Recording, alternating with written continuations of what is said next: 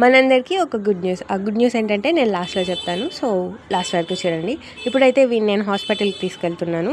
Vaccine వేస్తాను ఈరోజు. Vaccine తెచ్చుకోమన్నారు. So vaccine కొనుక్కొని హాస్పిటల్కి వచ్చేసాను. అది పాడైపోకుండా ఉండడానికి షాప్లో వాడు దానిలో ఐస్ కట్టేసి ఇచ్చారు. మనకి కొంచెంసేపు నిలబడాలి కదా, అందుకనే. మీరు చూడండి వాటిలో వైపు ఎంత భయంగా చూస్తున్నాడు. ఎందుకంటే 10 days నుంచి పొడుస్తూనే ఉన్నారు కదా ఇంజెక్షన్స్.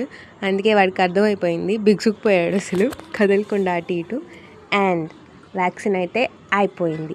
ఇంటికి వచ్చేసి వేడి నీళ్ళు పెట్టేశాను స్నానం చెప్పించడానికి వీడికి. అండ్ ఇప్పుడు ఆ గుడ్ న్యూస్ ఏంటో చెప్తాను.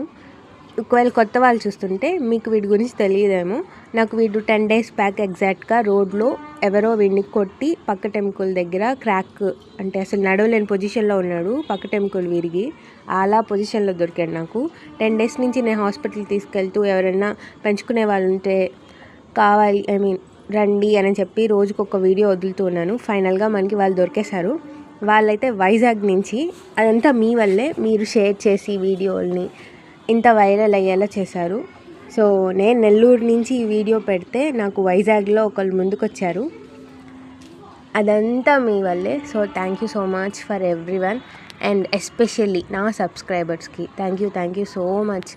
ఎవరైతే దీన్ని షేర్ చేశారో, ఫైనల్గా వీడికి ఒక ఫ్యామిలీ వచ్చేలా చేశారో. Love you all.